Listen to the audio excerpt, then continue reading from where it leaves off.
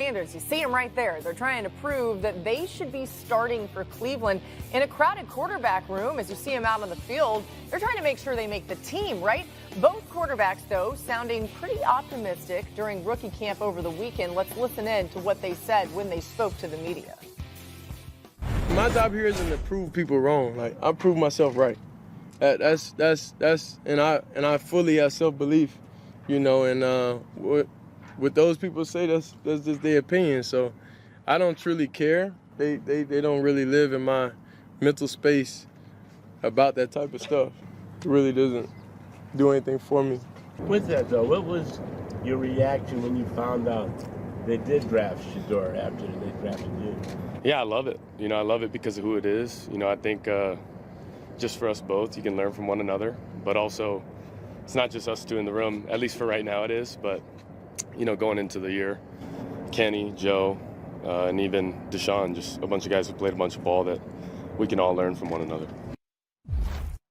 All right, D. Wood, what do you think of what we heard and saw from Shedeur and Gabriel this weekend?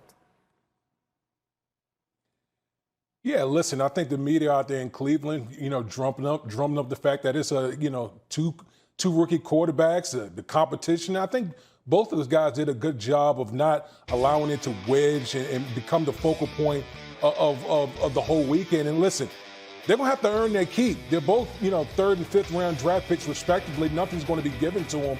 And so by all accounts, they had a pretty good weekend. You know, they're still going to be in stiff competition with 2 veteran guys. And obviously with Kevin Stefanski calling the plays, is, you know, we're going to see if one of these guys emerges later on in training camp. Yeah, and I think the Browns are open to that possibility, D. Wood. Now, the 2 veteran guys you mentioned, obviously, Joe Flacco and Kenny Pickett. We don't expect Deshaun Watson to be a factor as he recovers from his injury. I would think they open up, the offseason program and training camp with Flacco as the number 1 guy because he's got the most experience. But they're going to try and get all these guys as many reps as possible in their rookie minicamp, which is almost always classroom heavy and not a lot of on-field work. Kevin Stefanski put in some 7-on-7 passing drills so he could get Shedeur Sanders and Dillon Gabriel some reps that they don't usually have in rookie minicamps. So they will be conscious throughout the offseason of getting everybody a fair number of reps so they can make an informed decision. It is a wide open competition among those 4 players, and they are completely open to the idea of any of the 4 winning the job. That's just fascinating information there from Graz that shows you how difficult it may be to get all of these guys the reps that they need to really see what they want to see. What were your thoughts watching Shedeur Sanders during the draft, and how do you see things working out for him this year? There's a thing called homiletics, teaching and preaching. It means you use one letter to bring the subject, to bring all the subjects. I was both pissed and then pleased. You know what I'm saying? Because I know how hard he pursued that dream. You know, how hard he talked about wanting to be drafted higher than his dad. It was one of the things that made him work. And how badly he wanted to go play in the NFL. There were times he was like, him and his brother, look, can we talk to you about talking to my dad to let us go to I said, keep me out of that. Keep me out of that. Better do you. You know, don't put me in that. Don't put me. You know? So we would laugh about that. But so to see him punish him like that and go through what he went through, that was painful for me. Honestly, Susie, think about this. And we talked about this on our show, and I said, I don't know if it's some conspiracy, but I can say it this way. I have never seen anyone that has had his kind of success in college put up the kind of numbers that he put up in college and drop to the 5th round. You want to tell me he's not a first rounder? You know, that's a thin line. I absolutely believe he's a first rounder. And here's the thing you heard people say. Oh, well, you know, he doesn't have the strongest arm, and he doesn't run real fast. Eli Manning, doesn't have the strongest arm, and he doesn't run real fast. And he was the first pick in the draft. In the GOAT of all GOATs, God knows he doesn't have the strongest arm. And God really knows he can't run at all.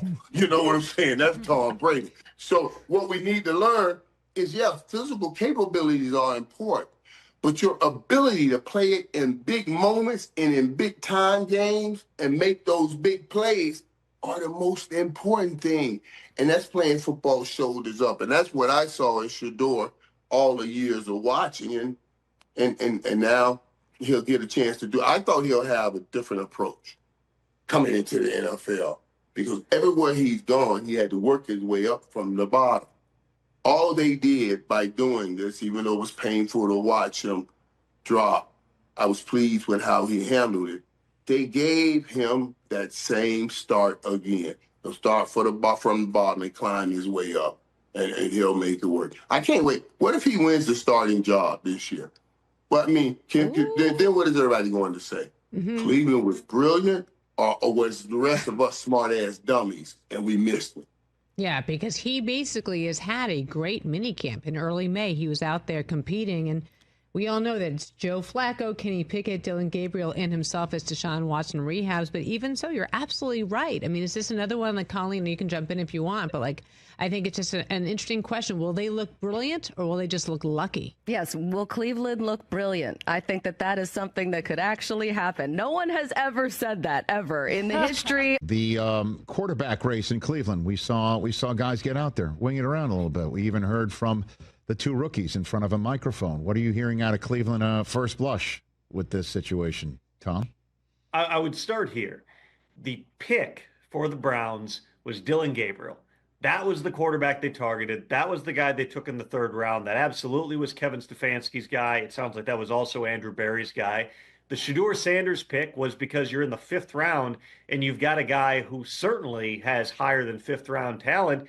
Again, it's a dart throw. You're taking as many bites at the apple as you possibly can and hoping that one of these guys works out. Why not take a stab at a guy in the fifth round? You know, you've got Kenny Pickett there. You've got Joe Flacco there. I would say just going into this, you would say Joe Flacco has the leg up because the coaches know him, because he knows that system. He's functioned in that offense before. Kevin Stefanski's gone to the playoffs with him. He knows that he can trust Joe. Realistically, Joe's probably not starting 17 games this year. You know, he's been a very durable quarterback through the course of his career.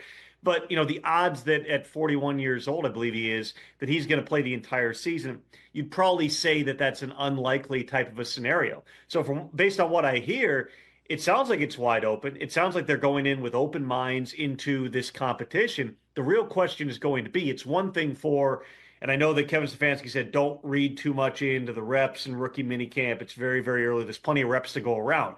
Well, as you get deeper into the summer and those veterans come back with Flacco and with Pickett, Deshaun Watson's not going to be ready for anything in the offseason. We'll see if he ultimately is able to do anything on the field even during the course of the regular season here. But when you've got four guys, there's reasons a lot of teams philosophically want to pare that down and really roll with three in training camp. So very quickly as we get into the OTA portion, you'll see how they're dividing those reps. You'll see what the order is. I would anticipate just going in based on how, you know, these things tend to go. It'll be Flacco, then Pickett, then Gabriel, and then Shedeur Sanders getting the fourth reps or splitting the third reps or however they do it here. But that's got a chance to evolve. And by the time we get to training camp, I would certainly think that Kevin Stefanski's going to want to have a real good idea of, okay, here's the 2 or 3 guys we've got to give those reps to. Does that mean that you're cutting somebody or trading somebody? Not necessarily. But it does mean you're going to be shifting those reps in a certain direction. That'll give us an early read on how they're looking at that position going into 2025. Well, I don't know. What do we give, guys? Mid-June till we hear the Shedeur's not that bad stories. You know, Shedeur is not, I mean, we're not seeing any indication of any of those, you know, off the field, look at me, red flags. You know, he's actually a pro. He knows the grindstone. You already getting those stories coming out of Cleveland, Tom? Or am I just, am I front-loading it right now? Well, I would say this, you know, nobody in terms of Shedeur Sanders' approach, his work ethic, his study habits, nobody said a bad word about that through the course of the process. It was a lot of other different things that went into the Shedeur evaluation. So I have no doubt that he's going to come in and